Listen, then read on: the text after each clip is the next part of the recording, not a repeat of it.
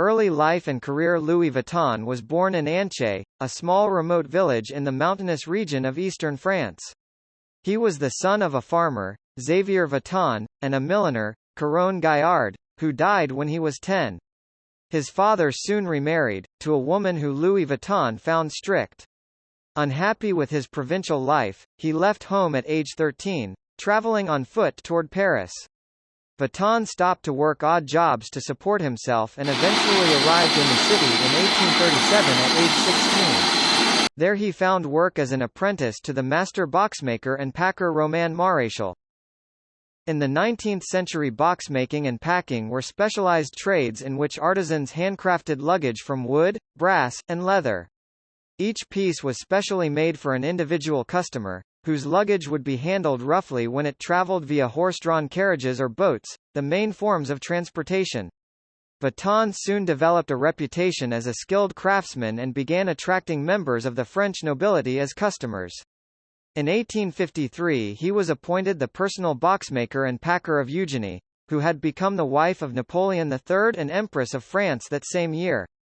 Louis Vuitton established in 1854. Vuitton married Clémence Émilie Perriot and soon afterward left Maréchal's employment. He opened his own workshop in Paris near the Place Vendôme, where many fashion houses and jewelry firms were located. Vuitton advertised his specialty in packing fashions and fragile objects. In 1858 he introduced the rectangular-shaped trunk with a flat lid.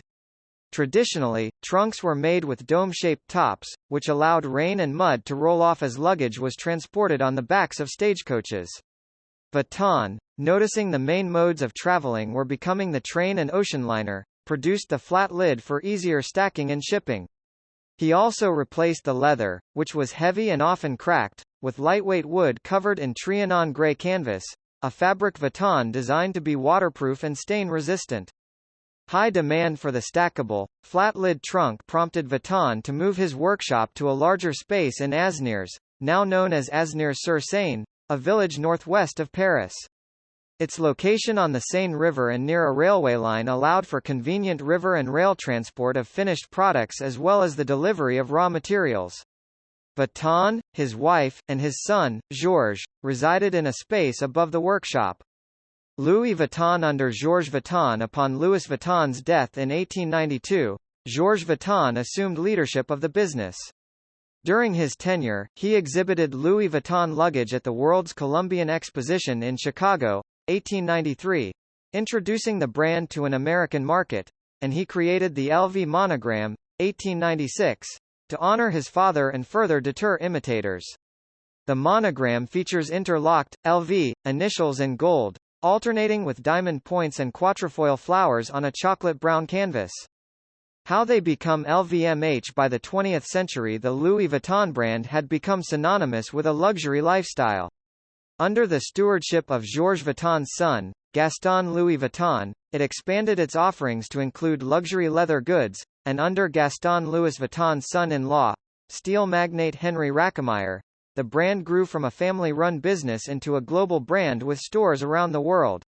In 1987, Racomeyer announced the merger of the company with Moët Hennessy, the French champagne and cognac producer, creating LVMH Moët Hennessy Louis Vuitton. By 1990, however, Racomeyer had been ousted from the conglomerate in a hostile takeover by Bernard Arnault, who became CEO. By the 21st century, Arnault had grown LVMH into the largest luxury products company in the world, and the Louis Vuitton brand included a full fashion range featuring the work of top designers, including Marc Jacobs and Virgil Abloh. It frequently topped the list of the world's most valuable fashion brands.